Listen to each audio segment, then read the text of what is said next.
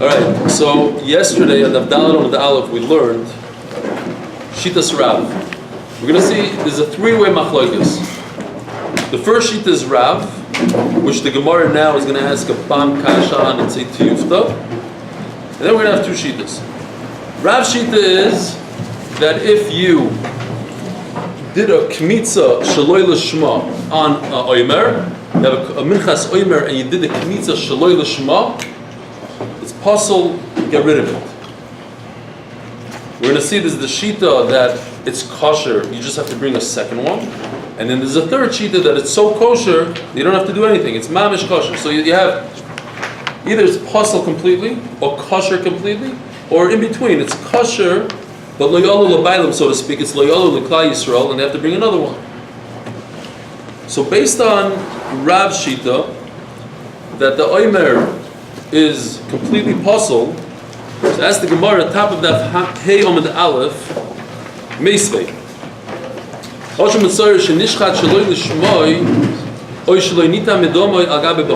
It says Mefurish, our case. Not our case, but by Sham it's Soira Shenishchat Shaloi L'Shmoi. Oy Shaloi Nita Medoma Agabe Bohinos. Hareza Oila Legabe Mizbeach, V'To Nesachim, V'Tzorach Hashem Achel Achshira. Over here it says, what was the whole point of Rav?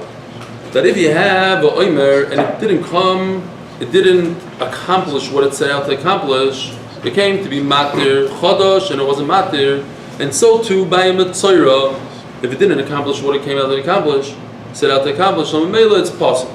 But over here it says Mefurish in the Braisa that if you have a Hashem Tzoira, even though it's Shaloi L'Shma, or you did something wrong, you didn't put the dam in the right place, it's good. It's oila l'bailam, and you just need to bring another one. It's not possible. Says the Gemara, tiyufta de Rav, tiyufta. It's really a great kasha Rav. Tosis points out that usually in Shas we say Rav Tanahu Palik. So what do you ask me a kasha from a Braisa? Fine. Now we have the second shita. V'Reb Shimon ben Lakish Omar Minchas Oimer Shekmotza Shaloi L'Shma.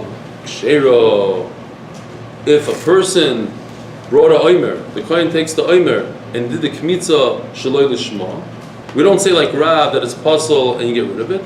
Actually, it's kosher. You maktir it.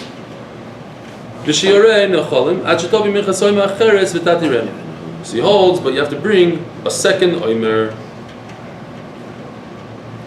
As the Gemara, since you have to bring a second oimer, in other words, the first oimer is not kosher yet, you just put it on the mizbeach. But when could you eat chadash? When you bring the second oimer. Until you bring the second oimer, chadash is asur. So, mikro vechi karva, how in the world did you put the first oimer on top of the mizbeach? Mimashki Yisrael. There's a pasuk in Yecheskel. The pasuk says, so the pasuk shot in the pasuk is you should bring a seh as a carbon. Mimashki Yisrael would mean from the best stuff, from the mufchar. But the Gemara here is learning Mimashki Yisrael that it has to be something that Yisrael could drink. In other words, when you bring the sachim, when you bring wine, it should be kosher wine. So anything that you put on the mizbeach has to be roy for the mizbeach. So what happened? You had a minchas oimer, you did a shaloi l'shma. It's no good. So what am I telling you to do? You're supposed to put it on top of the mizbeach. Later on in the day, the kohen is going to bring another oimer, and then all the new wheat is going to become mutter. But at the point of time that you've put the first oimer on the mizbeach, the new wheat was asur. So how can you put wheat that's asur for human consumption on top of the mizbeach?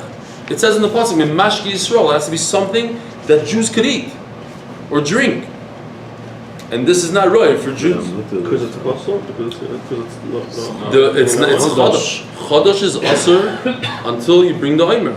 The new crop, you're not allowed to eat wheat until you bring the oimer. When you bring the oimer, Okay, but that's the mitzvah. So the mitzvah tells you, very good, it's a good kasha what you're asking. Every oimer is also he's asking, good kasha. But that's the mitzvah, at least. Over here, we're not doing any mitzvah. Over here, the guy messed up. So I'm telling you, take your mess up and put it on top of the mizbeach. But it has no connection to a mitzvah. He's never going to accomplish a mitzvah with the first oimer. The mitzvah is going to be the second oimer, and in the second oimer, that's what the Torah tells me to do. Take something that's osir and put it on the mizbeach. I can understand that. But the first oimer is not part of a mitzvah, so how can I put it on the mizbeach? So here the Gemara says a concept, and these are the concepts we have, mamish, when you learn Daf Yomi, you have new concepts that you never heard of every single day. And here's a beautiful concept. Omar Avada Barahava Kosovar Rish Lakish Ein Mechusar Zman Leboy Bayoy. A crazy chiddush. What's the problem? The problem is that this wheat they put on the mizbeach, it's only going to become mutter in an hour, let's say. Says the Gemara, that's not an issue when it comes to kachim. If it's going to be mutter within this day, so right now it's okay. Again, if this product is going to become mutter somehow, why? Because later on he's going to bring the second oimer, which is kosher, and he did it the shema. So this oimer, which is not kosher, there's no problem for me to put it on the mizbeach. So I saw a very nice pshat from the Stipler. I'm just taking the thing, the part that he said. He was saying that it's not the pshat that if something is osir to eat, it's osir to go on the mizbeach. The pshat is that since it's osir to eat, then it's most to the mizbeach. It's disgusting to the mizbeach. You're not allowed to eat it, but you're going to give it to HaKadosh Baruch Hu? How could you? Oh, but if in an hour you're allowed to eat it, then it loses its disgustingness. I thought it's a nice schach. Was that agave eating too for people? What do you mean? Do people eat chodesh when they know that day? No. Why Because this man? Why? Yeah, but that's the guy with the mizbeach. I don't think so. It's disgusting right now. It's disgusting on his bed. Moshev Ravada Bereder of Yitzchok. Yesh ba'oifoi she'ein b'menachos. Disgusting is being on his bed. So the Brisa says there's differences between birds and minchas. There's pros and cons. Omer Avada Barahava, Savar Rish Lakish. That's the concept we just said. That's the stipend. That's you want to use the stipend to explain. Now what? That anything that's missing time, it's just a question of time. It's a matter of time before I do something. Okay. So eventually I'm gonna do it, but in that day only. So I don't consider it a problem for today. If it's a difference of 24 hours, if I'm gonna be matter it in 24 hours, then I can't do it today. It's a concept of boy bayoin. Fine. There's things that you see chumras in a bird or kulas in bird.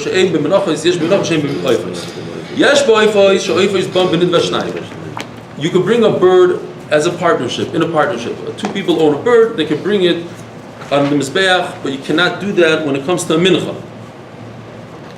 By the way, we're going to see a lot of this, especially in our sugya. You see these parentheses? These parentheses came on later on by some, I don't know who put it in there, some Rishonim or later generations where they tried to explain the Gemara, and sometimes it's not even good pshat, it's not real pshat. So they take it out completely. The Shita is very, very busy here. If you look at the side, you have a ton of Shita Mekubetzes. He's very busy removing all the inaccuracies. With marginal notes. What? With marginal notes where somebody wrote in Savyad. Probably somebody at one point in time wrote in his notes, a hesber, and then the printer made a mistake and he just put it in there. Unlike other Masechtas, you have a lot of it here. So meaning you're going to read what's in the parentheses? No, we're not. You're not? No, we're not going to read the parentheses because they're not even accurate sometimes. This one's okay. And it's a hesber. It's like a Rashi. So you don't read Rashi within the Gemara. It's.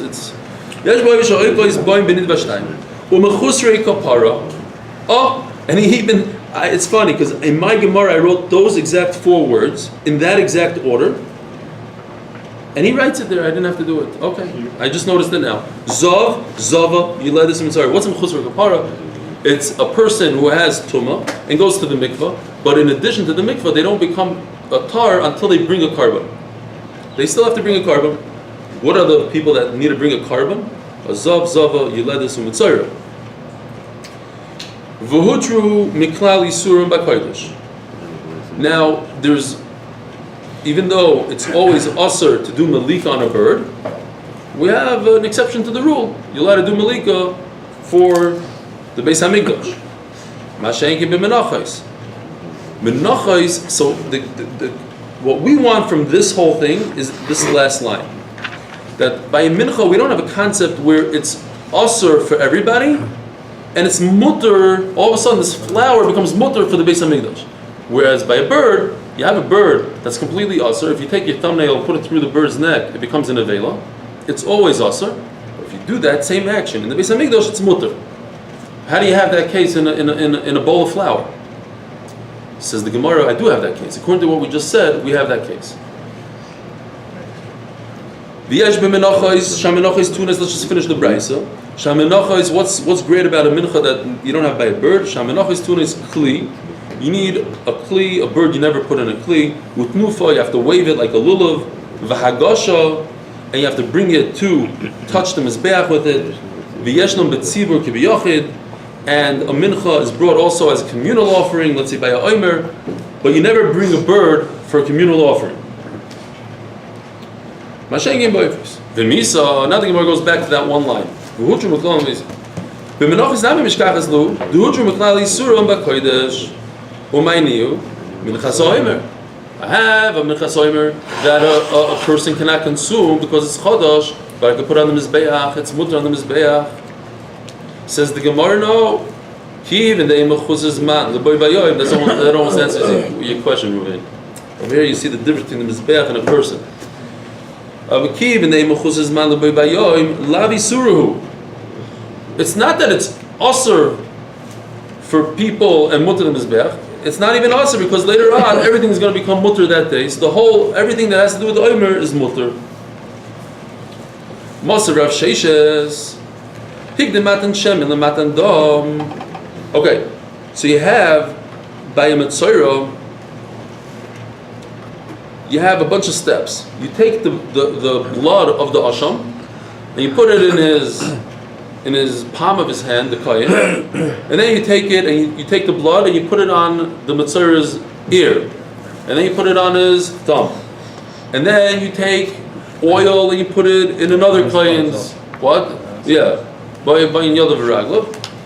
and you take oil, you put it in his palm of his hand, another Kayan's. And what does he do with the oil? He sprinkles it 7 times towards the Kodesh HaKadosh. Then he takes the oil and he puts it on top of the spots of the blood that he already put.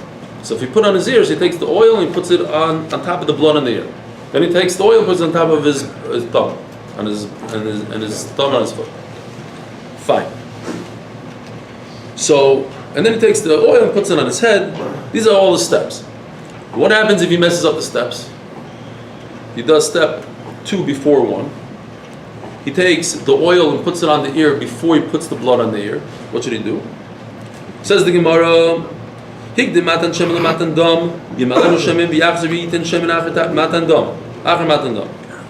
so you should do it again. He should fill up his palm of his hand and do it again. In other words, the blood should be there first, and then second should come the oil. Matan boinus no matan sheva. If he did the thumb before the matnei sheva, before sprinkle 7 times, yimalenu shem yachzu yitin matan boinus achar matan sheva. So you should fill up his palm again with oil, and make sure that the thumb comes after the sprinkling of the 7 times. Now. If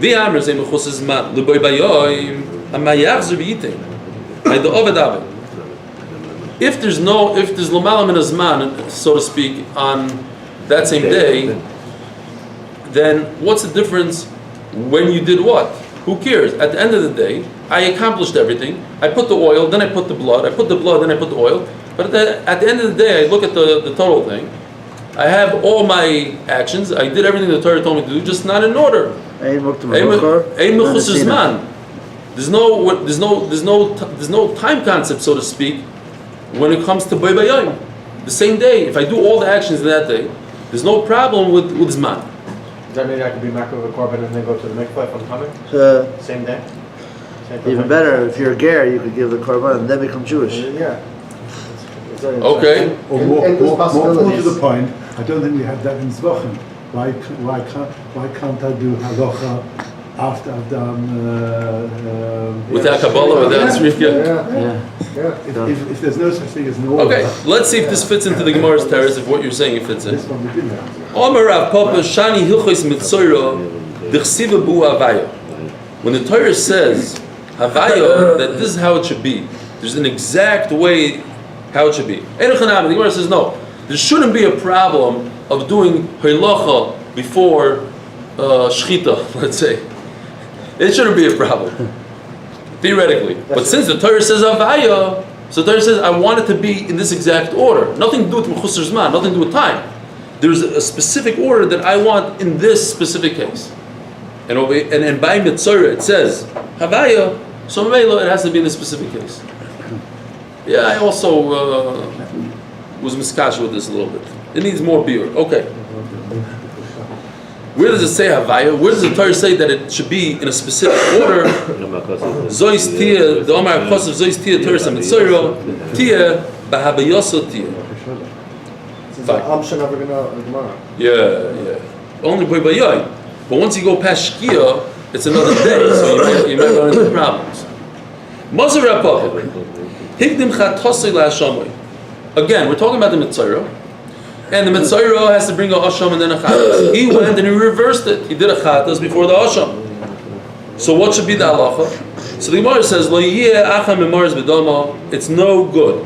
Now I would think that if he messed up and he did the Chatas first, you should take it individual and have him mix the blood so it doesn't congeal, and run and do the Asham right away, and then be makriv the Asham and then be makriv the Chatas. It shouldn't be a problem. No, you can't do that. So what do you do? Basically, you have to get rid of it. The best, nicest way, the most respectful way, thank you, the most respectful way to do it is to let it stay overnight. Then the meat becomes, it changes colors, it loses its moisture, loses its tsura, and then you could get rid of it, then you could burn it. It's not nice to burn it right now because it's gishmak meat. It's meat that should have been on the mizbech. So you let it stay overnight. The point is, get rid of it. Now the question is, has to wait another day to get his tara? No, why? Oh, By the way, just get another carbon. What do you do with this carbon? You wait another day. You have to bring another carbon. This carbon is gone. It's a goner. So, as for Papa, what's going on here? No. So the Gemara has a kasha, but according to what we just said, that there's no mechusas man. There's no mechusas man. What's the problem? Let him do chatas before Asham. Says the Gemara, I don't understand. What's the question even? I might call Moisei Rav Papa, but Rav Papa who do Amar Shani Yichz Mitzorah. Let's see what Avaya. The whole question is on a Mitzorah that brings a chatas and a Asham. A Asham is supposed to come before the chatas. They asked me a question on a Mitzorah, but we already said in Mitzorah that it's special. It says Tia, Havayasa Tia, and there is a special order, and that's why we have to get rid of it. So what does he ask me a question? Elo Rav Papa This really is what he meant to ask. We said, and this we had in Zvachim many times, there's 4 avodas: the Shchita, Kabbalah, Hilacha, and Zrika. Shchita is different than all the other avodas. Why? Because even Yisrael could do the Shchita. Maybe even a woman. So, as Rav Papa, since Shchita is not considered an avodah, the Shchita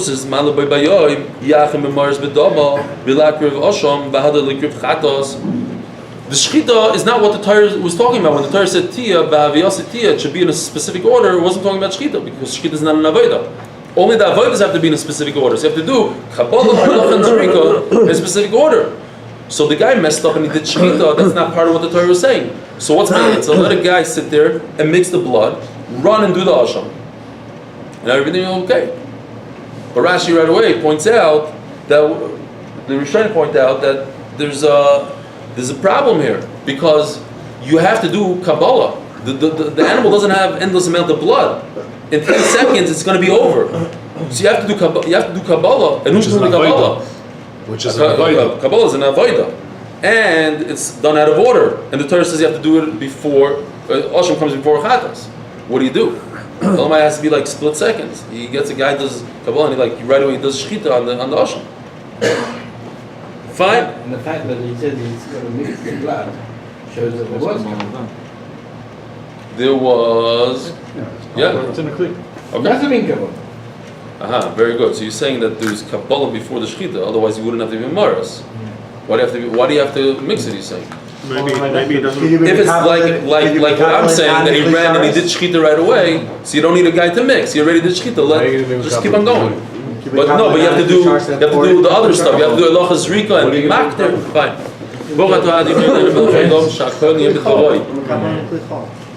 Maybe then the next Kabbalah would be worthless. Now, although this is not my fault. Could you be Makabal in a Kli Chol and then pass it by Kli Sharas? Nah. Maybe the Kabbalah has to be straight from the neck.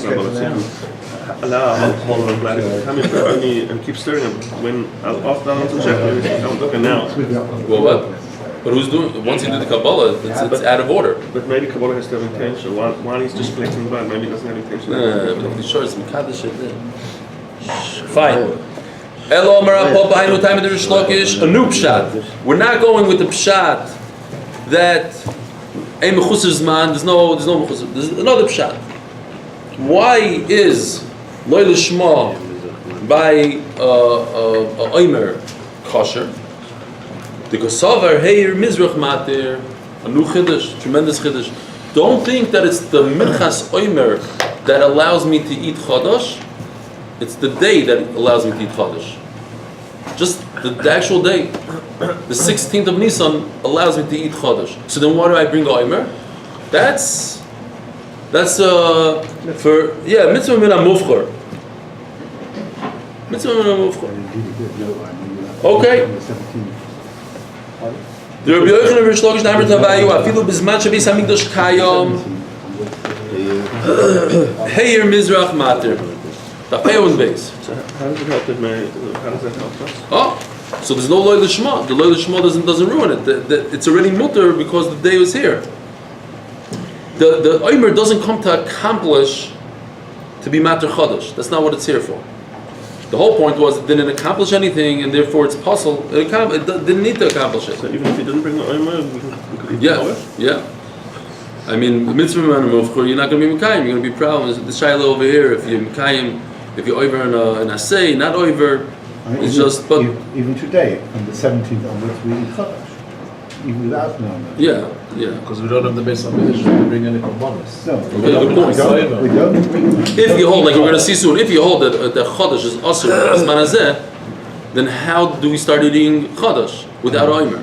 Until the 17th. Says the Gemara of Hadar Shlokish la befeirishit. You should know that he didn't say this concept that the morning of the 16th is matir. We just understood it by ourselves. El b'klal itmar d'snan. You cannot bring any kind of mincha, any kind of flour that's from the new crop to the mizbeach before you bring the omer.